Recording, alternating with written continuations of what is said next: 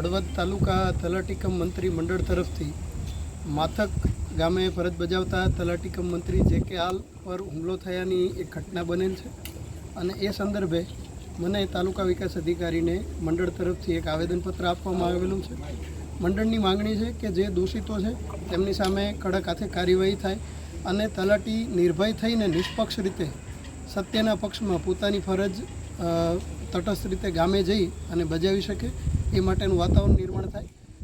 હળવદ તાલુકાના પીઆઈ શ્રી વ્યાસ સાહેબ સાથે પણ મારે ચર્ચા થઈ છે અને સાહેબ નિયમ અનુસાર જે કાર્યવાહી કરવાની છે એ દિશામાં અત્યારે પ્રયત્નો કરી રહ્યા છે.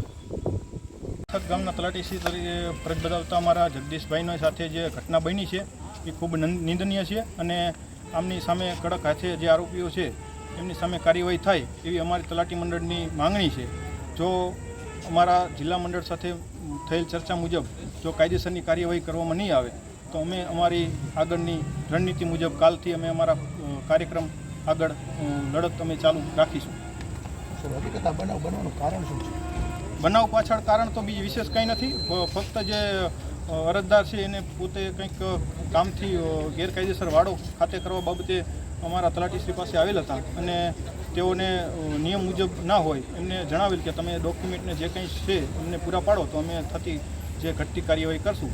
તો એને ઉશ્કેરાઈ જઈ અને પોતે એમને છરી વડે એમની ઉપર હુમલો કરેલો હતો. બે પુત્ર બંને સાથે હતા, તેઓએ એમને છરી વડે એમની ઉપર હુમલો કરી અને આ ઘટના સમગ્ર બનવા પામી છે. શું અગાઉ ક્યારે કોઈ તલાટી આવી રીતે 2 નંબરમાં કંઈ આવું કરેલું હોય છે એના કારણેથી આવું કંઈ બનાવ બન્યો છે? ના, એવું કંઈ ના હોઈ શકે. આ ફક્ત અત્યારે જે પોતે અરજદાર એક ગુનાહિત માનસિકતા ધરાવતો હોય અને આ ઘટના બનેલી છે, બાકી એવો કોઈ બીજો પ્રશ્ન નથી.